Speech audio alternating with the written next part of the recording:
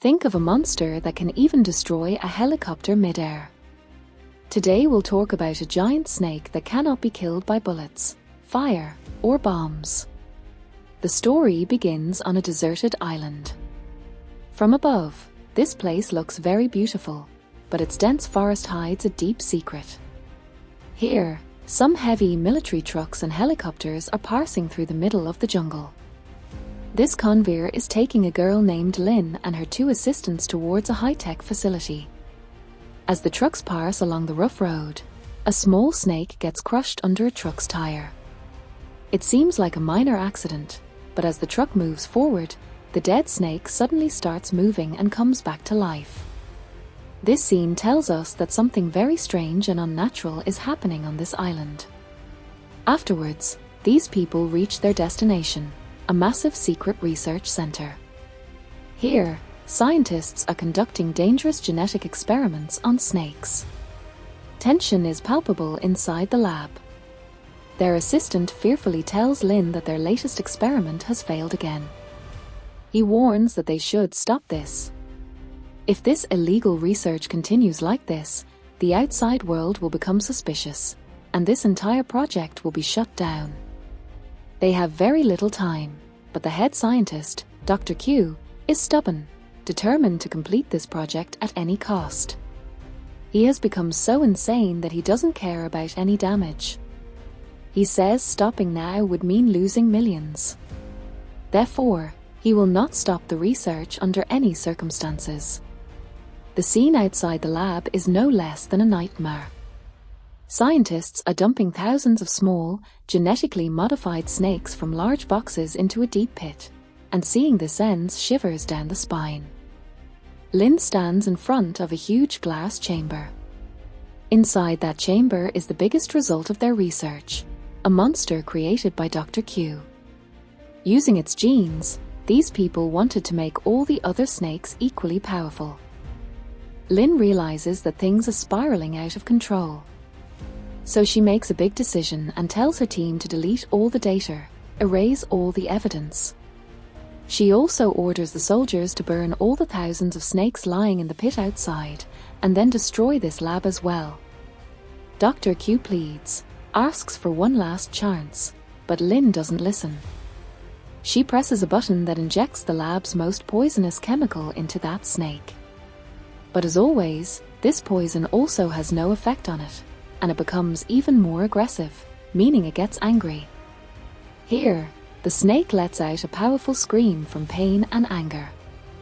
This scream was so loud that all those snakes outside the facility heard it, and now they started reacting to their leader's voice. Chaos erupts there. The big snake tries to break its glass cage. Lynn, panicking, turns on the emergency incinerator to burn the snake alive inside the glass. Flames engulf the chamber, but the monster is so powerful that the fire cannot harm it. Meanwhile, outside, the small snakes emerge from the pit and attack all the soldiers and scientists. A massacre begins there. When Lynn sees that the situation has deteriorated, she runs towards a helicopter with her assistant. Soldiers shoot the scientists from behind so they cannot survive and reveal the secret. But as a result of this secret, the biggest monster that was created was not being captured. Soldiers fired bombs at it, shot bullets, but it wouldn't die. Finally, the giant snake breaks out of its glass and then breaks its chains, becoming completely free and starts attacking the soldiers. It was swallowing whole humans at a time. Lynn and her 2 assistants board their helicopter, and she tells her assistant to clear up all the mess here and then come. She saves her life and flies away from there, and from behind, the poor assistant tries to send the remaining soldiers back towards the center. But the army of snakes blocks their path. In the air above, that giant snake leaps and smashes the other helicopter mid-air, crashing it. The assistant trapped on the ground realizes that he cannot fight that big giant monster with these soldiers. To save themselves, they run towards the jungle. One soldier tries to escape by taking a truck from here, but the big snake chases him, and the large truck crashes down the mountain trying to save itself and gets destroyed. Now, those two assistants are running for their lives into the jungle, and it is shown to us that the big snake has gone after them. It attacks them, and here a girl gets badly injured. The boy, who is her partner, risks his life to save her and strikes the snake's eye with a knife. In pain, the snake throws the girl away. The girl takes her last breaths and dies right there, and the boy is shattered seeing all this. But he doesn't even get time to mourn. The snake returns and kills the boy too. On the other hand, two soldiers who had run towards the river to save their lives manage to get into the river using a boat. But the giant snake chases them in the water and eats them too. And in this way, within a short while, that giant snake, that monster, had silenced this entire island. The scene cuts, and the story now moves forward a few years. Now we are on a luxurious cruise ship sailing very comfortably in the middle of the sea. Everything is normal there. People are partying. Music is playing, and everyone is happy. And among all these passengers, we meet our hero, Yang. Yang looks quite smart and fit and seems very sharp-minded. He notices that someone is secretly taking their photos. Yang catches her and asks her, "Why were you taking our pictures?" Then Lee tells him that she works for a magazine, but Yang is suspicious of her. He grabs her camera and deletes all the photos. At this time, Lee says to him, "I know who you are looking for." Yang is surprised to hear this, and before he can ask any questions about it, a strange vibration is felt on the ship. It is seen that thousands of snakes are slithering up the ship's walls. In no time, they spread all over the deck. The party atmosphere suddenly turns into screams and shouts. Yang immediately senses the danger. He grabs Lee and starts running. While running, he tries to ask a crew member what is happening here. Before he can speak, the same giant snake emerges from the darkness and swallows that man. This is the same monster that was on that island. Seeing this, everyone gets scared, but Yang and Lee show cleverness. They start running, taking as many people as they could save. Here, there are snakes everywhere, the same snakes that the scientists had dumped into the pit on that island. Here, Yang picks up an axe to kill those snakes and keeps moving forward, making his way. They reach a corridor where they see that a rich man has locked himself in a VIP room, and outside, everyone is begging him to save themselves, asking him to open the door. But the rich man doesn't listen to anyone and doesn't open the door, and the consequence of his bad deed reaches him immediately. Small snakes enter his room through the ventilation ducts and bite him. The people standing outside only hear his screams. Yang takes everyone and runs towards the engine room, and there these people meet an old man who was trying to hide his granddaughter and protect her from all these things. Yang decides to help them too. At this time, Yang notices another thing. All these snakes that are attacking here are actually blind. They hear the sounds of people and move towards them and attack. And seeing this, he signals to everyone to stay absolutely silent, to even stop moving and hide behind the machines. They even held their breath. During this, that very large monster snake enters this room. It comes very close to these people and tries to sense their sound. But when no one speaks, it was about to leave.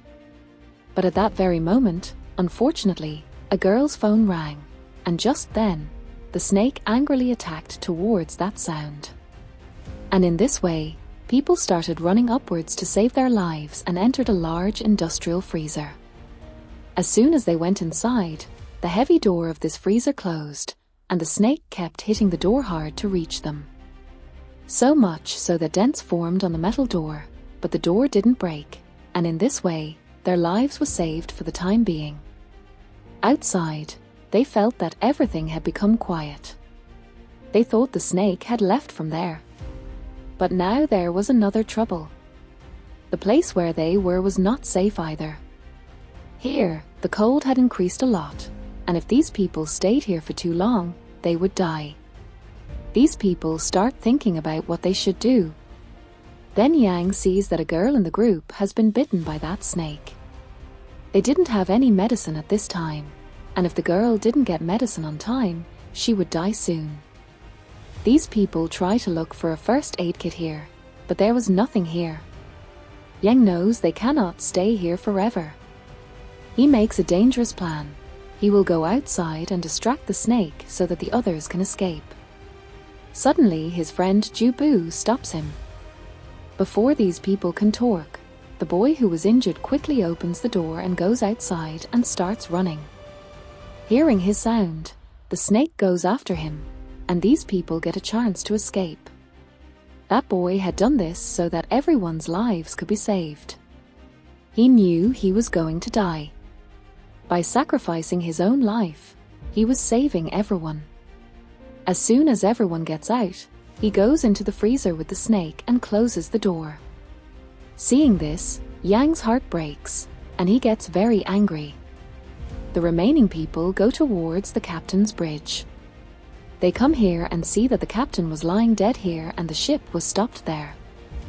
The ship had to be moved at any cost. Lee says she knows how to operate the ship. When they try to start the ship, there is a huge jolt on the ship. From outside, it is shown that actually, that giant snake from the underwater experiments had emerged. It was so big that it took over the entire ship. It coiled around the ship and then attacked the deck with its huge mouth. Seeing this, Yang and Jubu go outside to stop it. But that monster is very large, very dangerous.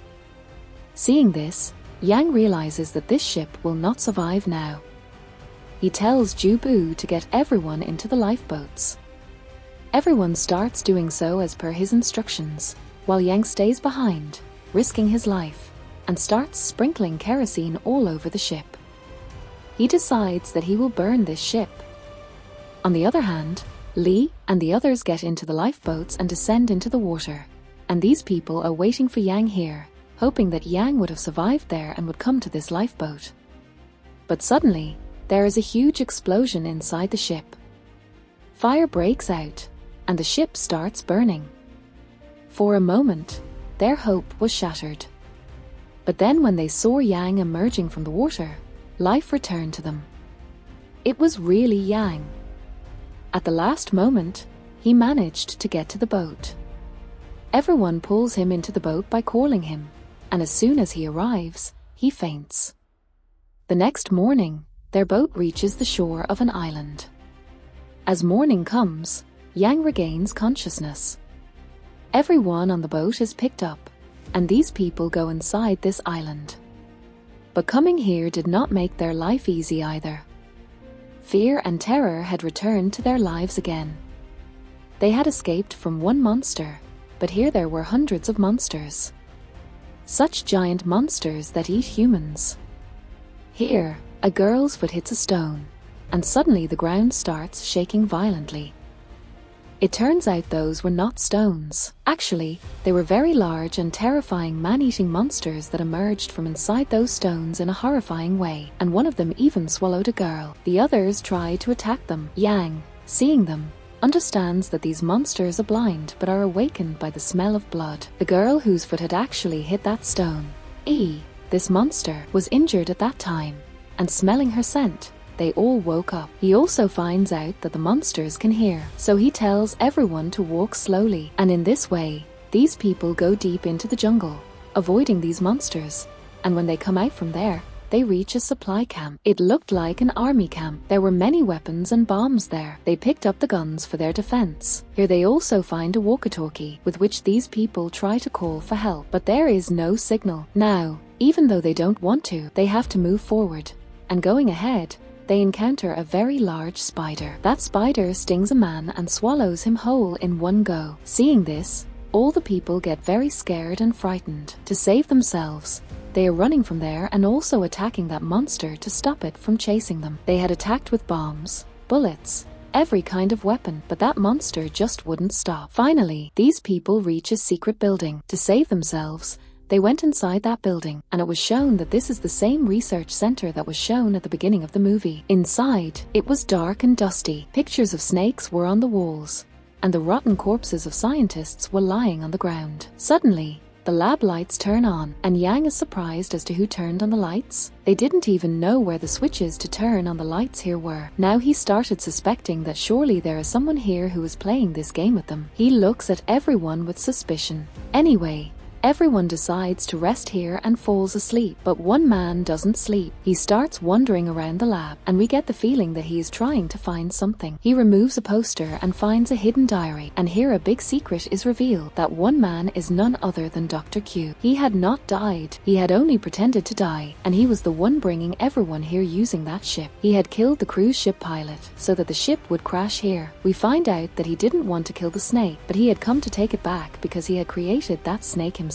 Here, Yang is shown going inside, and he sees a cave-like place. We see that the same giant snake was sitting there, which had survived the fire on that ship. The snake knew that it was Yang who had made that deadly attack on it, and to take its revenge, it now attacks Yang. Here, Jubu, who is Yang's loyal friend, comes between them to save Yang so that Yang can get a chance to escape from here. Yang rolls outwards, and from behind, the blast doors close by themselves, and Jubu also gets locked inside with that monster. Yang cries, beats the doors, because he thought his friend had died. Here, Lee consoles Yang, and suddenly their walkie-talkie also starts ringing. Actually, the rescue team they had contacted had finally replied. By tomorrow morning, a rescue team will arrive here to save them. Hearing this, everyone becomes very happy, and we look into Yang's eyes. His eyes show neither happiness nor tears. His eyes now have the fire of revenge. He says that as long as that monster is alive, we will not leave from here. He now has to avenge the deaths of Jubu and all the others. He makes a plan and assigns tasks to everyone according to that plan so that he can kill that monster. And at this time, Dr. Q reveals his true face. At the time of executing the plan, when Yang finds him alone, he attacks Yang with a knife to save the monster he created. But here, Yang is also a fighter. He fights Dr. Q and injures him. Here, even in an injured state, Dr. Q starts laughing and reveals that their coming here was his plan. He also tells that he created that giant snake and that he is its god. Suddenly, the doors here open, and that giant snake now appears before him. Dr. Q thought he was the god of that snake. He would be able to talk to it and control it. He goes near the snake. For a moment, the snake also stops in front of him, but the very next moment, it attacks Dr. Q and swallows him in one go. The one who had created the monster finally became its victim himself. Now it was Yang's turn. He was standing right in front of it. He attracts the snake's attention towards himself. He takes it to the edge of a mountain where, below the mountain, stone-like monsters were sleeping in a pit. As soon as he reaches there, he stops himself and throws a bottle down. All those monsters wake up smelling the blood. As that big snake comes close to Yang here and lunges to eat him, Yang pushes it downwards. The snake fell near those monsters, and those monsters immediately started attacking the snake. The snake finally fell prey to those monsters. All these thousands of monsters pounce on the snake at once. The snake writhes in pain, screams, tries to save itself, but finally loses to those monsters. And finally, its game ends here, meaning it dies. Finally, evil is destroyed. And here, in the movie's post-credit scene, we see the sun rising the next morning. Yang, Lee, and the remaining people are standing on the seashore. From afar, they see a rescue ship approaching. Seeing this, life returns to these people. Although these people are injured at this time, tired, but still their spirit is very high because they are alive. And thus, the story of these people surviving from these monsters on this bloody island ends here, showing them alive.